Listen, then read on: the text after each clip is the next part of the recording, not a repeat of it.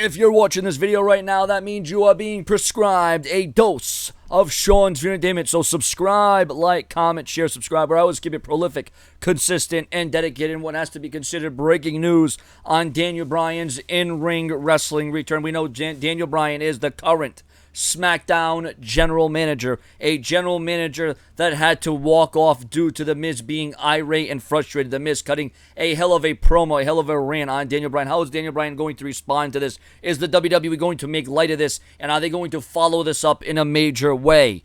Ladies and gentlemen, inside of Backstage News on Daniel Bryan's in-ring wrestling return. Many WWE fans were sad to know that Daniel Bryan's in-ring future for WWE was over, but could that spell a new beginning? While WWE won't medically clear Daniel Bryan to wrestle, Daniel Bryan may be able to make big bucks wrestling elsewhere. In the latest Wrestling Observer newsletter, go subscribe and check them out right now.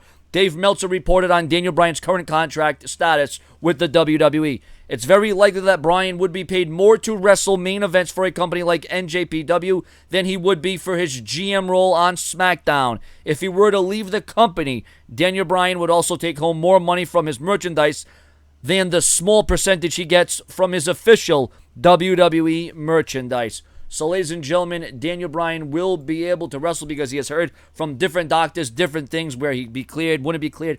I just don't know why the WWE doesn't clear Daniel Bryan as a part-timer.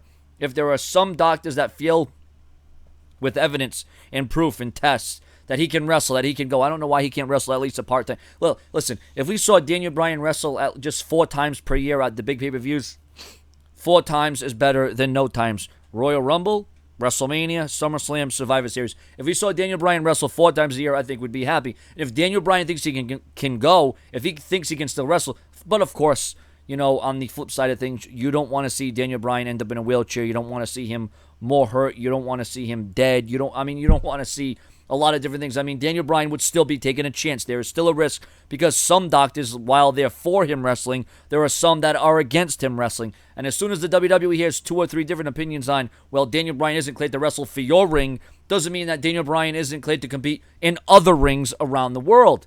But would it be as satisfying? Would that gratitude be there? Would Daniel Bryan be up for that? Would he be up for going back to ROH or having a stint with TNA? And you know what? If Daniel Bryan would be making more money doing that, then why is he the general manager of SmackDown? Why is he remaining with the WWE? Maybe there is just a little bit more to this report that then is being said. I mean, I know Dave Meltzer is a very good, reputable source, and, you know, he is on top of his things on WWE as concerning being an inside source. That's why I'm here to give my view and my opinion on things.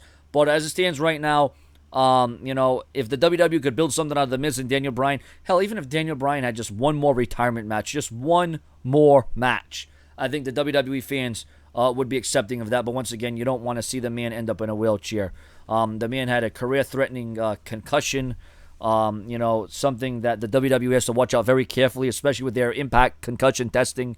Daniel Bryan, I guess either one of those tests or 2 of those. One he failed, and then one he didn't fail. And I mean, he went through the regimen, he went through the test, he did what he had to do. Thought he was going to come back, and then one thing led to another, and Daniel Bryan, instead of coming back, had to ultimately retire, which was definitely devastating in breaking news. But what is more of an impact, maybe just as much as an impact, is the Miz's promo on Daniel Bryan, which is what the world is talking about, and I am still stunned by it. Like I said, by no means it was on the level of The Rock or Austin or CM Punk on the mic or Ric Flair, but it definitely stood out, and it made The Miz a hell of a name, even more recognizable, perhaps, than he has ever been, even on the big screen, even in the movies with The Miz. The Miz definitely showing what the Intercontinental title is worth and what he thinks about being Intercontinental Champion. I mean, imagine the great feud that The Miz and Bryan could have over the IC title right now on SmackDown if Daniel Bryan was able to compete. I mean, it would be great. I mean, it really would. Your comment, your opinion, subscribe. And remember, the official Sean View and t-shirt line will be coming your way. Make sure to share my videos on Twitter and Facebook. Tell your friends, your boyfriends, your girlfriends to watch Sean View. Thank you for watching. What do you think about Daniel Bryan's in-ring return? Should the WWE allow him to wrestle part-time, one more match, or should Daniel Bryan compete elsewhere if other companies allow it? Subscribe.